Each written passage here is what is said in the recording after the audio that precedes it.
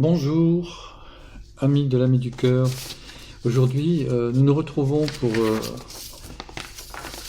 scruter les arcanes, les mystères de la carte de cette nouvelle lune qui se tiendra le 29 mars prochain à 11h59 à Paris, dans le signe du Bélier. Donc avec une belle conjonction du Soleil et de la Lune dans le Bélier. Donc c'est une nouvelle période qui suit celle des Poissons que nous avons étudiée. Nous retrouvons le même modèle, le modèle en bol ou ici en hémisphère, puisqu'il se situe dans l'hémisphère sud de cette carte du ciel. Les 10 planètes sont toutes rassemblées entre l'ascendant et très proche du descendant. Donc nous avons Pluton à 3 degrés 31 du Verseau, qui est la première planète dans l'ordre des signes, et toutes les autres planètes, les 9 autres, sont dans l'ordre suivant. Donc Saturne est à 24 degrés des Poissons, Vénus à 28 des Poissons également, Vénus rétrograde, Uranus à 29 à la fin Poissons, et nous trouvons juste après Mercure qui est rétrograde dans le signe du Bélier, donc dans le signe que transite le Soleil durant ce mois-ci. Un petit peu plus loin à 9 degrés, le Soleil conjoint la Lune à 9 degrés du Bélier. Plus loin encore, Uranus toujours dans le Taureau en chute et Jupiter en exil en Gémeaux. Et pour terminer le bal en lanterne rouge de ce train des planètes, nous avons Mars qui est en chute en Cancer, tout proche de l'ascendant de ce thème qui est à 20 degrés Cancer. Donc l'ascendant est à 20 degrés 01 Cancer et Mars se trouve à 22 degrés 47 du Cancer. Donc Mars est conjoint à l'ascendant, ce qui lui donne de la force, en tout cas ce qui amplifie son importance. Donc nous retrouvons ce que nous avons vu les fois précédentes, puisque nous traînons ce modèle en bol depuis plusieurs mois. C'est un modèle de crise et de gestion de crise qui nous pose de nombreux défis. Ces deux défis sont symbolisés par les deux bords du bol. Pluton, qui est la planète la plus importante de ce thème, et en face Mars. Donc nous avons le choix entre, en quelque sorte, la peste et le choléra. Pluton représenterait dans le Verseau, on va dire, quelque chose qui peut paraître effrayant, puisque c'est le spectre de la guerre thermonucléaire, d'un point de vue littéral. Au mieux, ça peut être une transformation intérieure de la matière, à condition que l'être humain accepte d'augmenter son niveau de conscience. Mais à un niveau littéral, on peut craindre le pire. Ceci peut être atténué par le fait que Pluton se trouve vraisemblablement en exaltation dans le signe du Verseau. Par conséquent, l'aspect évolutif de la planète est peut-être plus à même de s'exprimer. En face, en ce qui concerne Mars, il est en chute dans le Cancer. Donc Mars est significateur de la guerre. Il est le maître du milieu de ciel, qui est la deuxième partie de la maison 10. Donc la première partie de la maison 10 donc, qui correspond à l'événement dominant de la période, à ce que l'on peut réaliser, accomplir dans la période, se trouve fin Poisson, et la deuxième partie en Bélier. Donc Mars est en domicile dans le Bélier. La planète qui est en exaltation est le Soleil. Donc le Soleil peut corriger les excès d'agressivité, les abus de pouvoir qui sont apportés par Mars et qui se traduisent par des événements difficiles, catastrophiques dans le Cancer où il est en chute. Donc par conséquent, il y a des conflits qui s'expriment, je l'ai déjà dit, au niveau de la famille, dans le Cancer, mais également au niveau des nations. Donc des conflits régionaux qui pourraient éventuellement s'étendre, faire tache d'huile et créer les conditions d'un conflit plus large, voire mondial. Donc cela, nous le savons. Alors la question qui se pose, c'est de savoir comment nous pouvons corriger ces énergies, puisque les énergies sont neutres, elles inclinent dans un certain sens, mais elles n'obligent pas, il ne faut jamais l'oublier. Le mode de fonctionnement par défaut s'exerce dans la mesure où nous ne faisons pas le travail intérieur pour prendre nos énergies en main, et nous avons tous ce pouvoir. que nous ignorons ou pas, mais nous avons tous ce pouvoir. Par conséquent, il y a un moyen de changer les choses dans le bon sens. Mais le changement, du point de vue de l'astrologie, comme du tarot d'ailleurs, est un changement intérieur, avant d'être extérieur. Il se traduit à l'extérieur une fois que le changement intérieur est intervenu, une fois que l'évolution a fait son travail. Et cela ne se fait pas tout seul. Alors, celui qui va nous aider à faire ce travail, c'est Saturne, qui est conjoint au milieu de ciel, en Poisson. Donc, Saturne va creuser l'aspect, je dirais, des énergies salvatrices. Donc, il s'agit de sauver son âme, et en sauvant son âme, nous pouvons sauver le monde. Saturne est en trigone avec Mars. Il vient adoucir, atténuer les difficultés qui sont apportées par Mars dans le thème. Et Saturne est également dans une position harmonieuse avec Pluton. Il est plus ou moins en sextile, un sextile large. Donc il joue le rôle de planète médiatrice dans ces deux planètes qui sont vaguement en opposition. Pas nettement, mais vaguement en opposition, il faut le dire.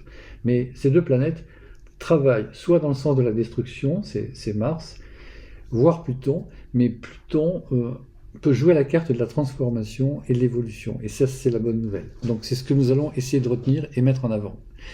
Alors, deuxième chapitre de cette, je dirais, entrevue astrologique, de cette méditation qui va nous être apportée par le tarot, donc avec la pyramide calendaire. Nous partons du mois, donc le mois c'est 3, qui correspond avec l'impératrice. Le jour en fait, c'est le 29. Le 29, alors 29, nous allons le réduire, puisque 29 est supérieur à 22, et nous obtenons 11, la force. Deuxième carte que nous plaçons au centre, à la base de la pyramide. Et enfin, l'année 2025 donne par la réduction théosophique l'ermite 9. Alors, qu'est-ce que nous pouvons dire de cette pyramide? C'est le point de départ, qui est le plus lié à la matière. Donc il y a des arrière-pensées qui sont, et de l'intelligence certes, mais des arrière-pensées, beaucoup d'arrière-pensées, qui peuvent freiner l'avancée des forces évolutives, avec l'impératrice à gauche. La force au milieu nous interpelle, comment va-t-elle être utilisée? Allons-nous la maîtriser ou non? C'est toute la question.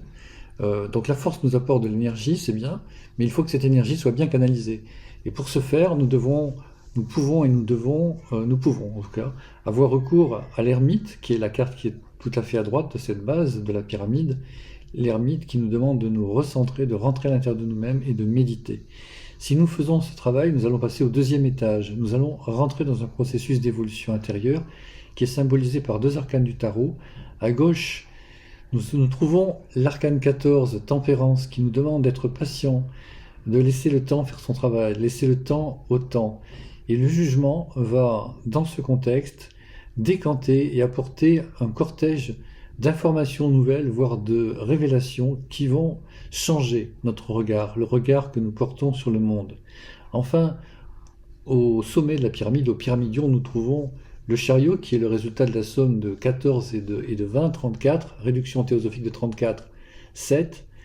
Donc c'est un arcane qui nous parle d'un dépassement du conflit, de la dualité, le conflit étant symbolisé par les deux chevaux, le rouge et le bleu, dans la version du tarot de Paul Marteau.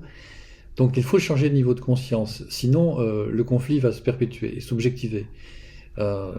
Mais dans le contexte que nous préconisons, ce chariot doit ou peut symboliser une victoire sur nous-mêmes. Donc l'émergence d'une vision unitaire hors dualité. C'est un aspect qui est très intéressant car il nous présente un avenir qui est évolutif.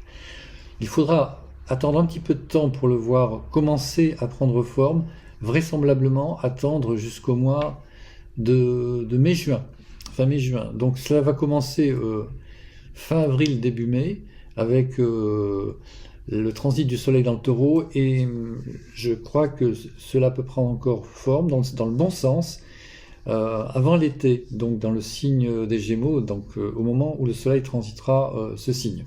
Voilà ce que nous dit en deux mots le tarot, qui correspond au deuxième aspect de notre travail.